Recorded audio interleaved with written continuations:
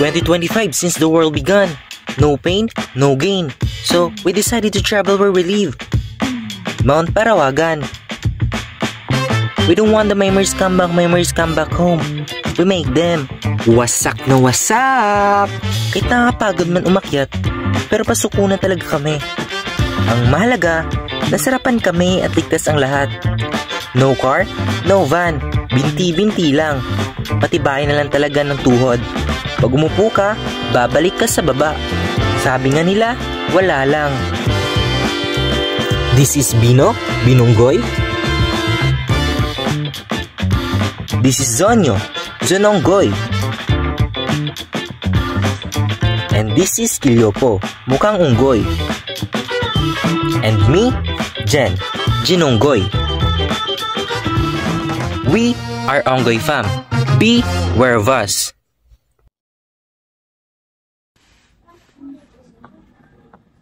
Ang pag-akyat sa bundok ay parang buhay. Mahirap sa simula, nakakapagod sa gitna. Pero sa tuktok, makikita mo kung gaano kaganda ang nilakbay mo. Hello guys, I'm Genesis A. De Los Santos and I'm from Group 1. We are Onggoy fam. Beware of us. And para sa aming aakyating bundok ngayong araw na to, ang Mount Parawagan. Ano nga ba ang Mount Parawagan? Ang Mount Parawagan ay isa sa pinakamaganda at challenging na bundok dito sa Rodriguez Rizal. Ito ay located sa Wawa, Barangay San Rafael at ang trailhead dito ay nasa Sitio Parawagan. Habang nilalakbay mo ang Mount Parawagan ay sasalubungin ka ng maliliit na streams, mga berdeng kagubatan at ang breathtaking view ng Sierra Madre. Pagdating mo sa tuktok ay makikita mo ang Lamesa Dam at ang view ng Makati Skyline na nasa 6 km. Ang distance ito ay nasa 5 km at ang estimated time ng pag-akyat dito ay nasa 3 hours and 20 minutes. Ang elevation gain naman nito ay nasa 472 meters. Ang prominence naman nito ay nasa 277 meters. At ang difficulty level naman ng pag-akyat dito ay nasa 3/9 or minor climbing. So, pagdating naman sa mga kailanganin natin sa pag-akyat ng Mount Parawagan, meron tayong ditong medkit. Kakailanganin natin to upang sakaling magkasakit tayo, ma-injury o masugatan. And here we have power bank. Kakailanganin natin to pag-charge ng mga devices natin such as smartphones and any other device na kailangan natin para sa pag-hike. And meron tayo ditong money. Siyempre, kailanganin natin ng money kapag mag-hiking tayo. Di tayo makakasakay ng jeep, di tayo makakasakay ng kung ano-ano, at di tayo makakabili kung walang pera. And siyempre, kailangan natin dito ng pang-spray. Pang-spray para sa mabahong amoy. Mabahong kilikili, mabahong puwet, mabahong hininga. Kailangan natin to. Antibacterial liquid. And next, we have sunscreen. Kailangan natin to panglaban sa init ng araw. Kunyari, may aktibo ang balat, applyan mo lang ng sunscreen at mangingitim pa rin ito. Video lang. Apply mo sunscreen ang balat mo upang ma-avoid mo ang pangingitim nito. Sunscreen. And next, kailangan natin ng flashlight para sa pag-hiking. Kunwari, dumilim or gusto mong tumingin sa lalim na parte ng bundok or sa mga kuweba, syempre madilim doon. Kailangan mong makita ang loob. Iilawan mo sila. Oh. Pak, pak, pak, pak. And next, kailangan natin ng tali. Siyempre, kapag nag-hiking, di natin alam ang mga posibleng mangyari. Di natin ito nalalaman. Siyempre, kapag may tali tayo, pwedeng magawa ang kung ano-anong bagay. Halimbawa, mangingisda ka, tali. Kasabit ka, di mo abot, tali. Kaya mahalaga ang tali sa pag-hiking. And next natin is, kailangan natin syempre ng lotion. Pang-avoid ito ng mga insekto such as mosquitoes na kumakagat sa atin kapag tayo ay nag-hiking.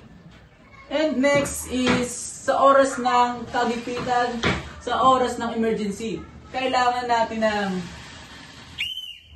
ito, pang-ingay. Kapag ikaw ay nasa oras ng emergency, kailangan natin ng pito. And next, syempre, kapag tayo nag-hiking, hindi kailangan natin tapo ng basura sa tamang basurahan. Dahil kailangan nating mahalin ang ating mahal na kalikasan. Itatapon mo ba ang iyong basura sa lapag? Kailangan natin itapon dito sa ating trash bag. And of course, we have tubig para tayo ay mas stay hydrated when we are hiking in Mount Parawagan. And we have snacks and foods. Kapag tayo ay nagugutom, pwede tayong kumain. And sa pagkain, makakagain tayo ng power. May lakas tayo upang magpatuloy ng pag-hike sa kahit anong bundok. And of course, meron tayo dito damit, pampalit. Kailangan natin ng damit, pampalit ng ating pangloob, pataas, pambaba. Kapag nadumihan, papalitan mo lang. Kapag ito ay nabasa, papalitan mo lang. Kaya kailangan natin ng mga extra coats sa pag-hiking. And of course, the last one is yung bag. Kailangan natin ng camping bag para malagay natin ang lahat ng ito at makarry ito.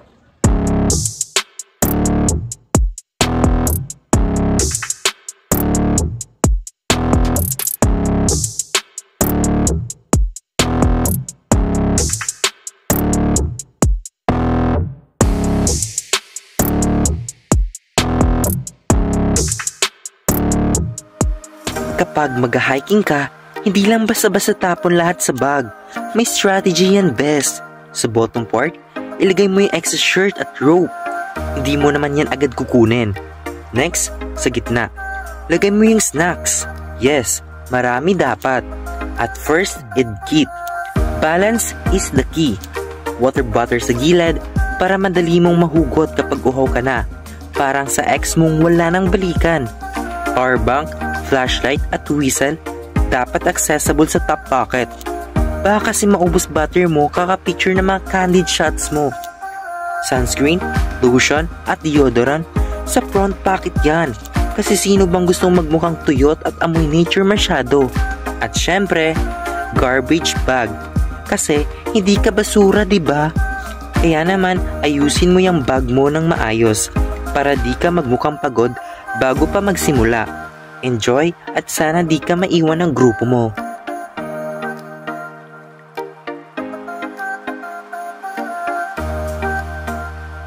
And ito ang lahat ng mga kakailanganin nating dalhin sa pag-hiking. Tips before you go to hike.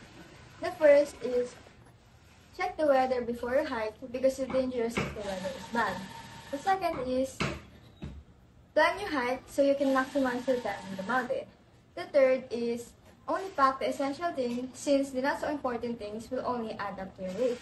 The fourth is leave no trace behind when you're in the mountain, so don't litter. And last but not the least, 5, stay on trail so you will not be lost. Huwag muna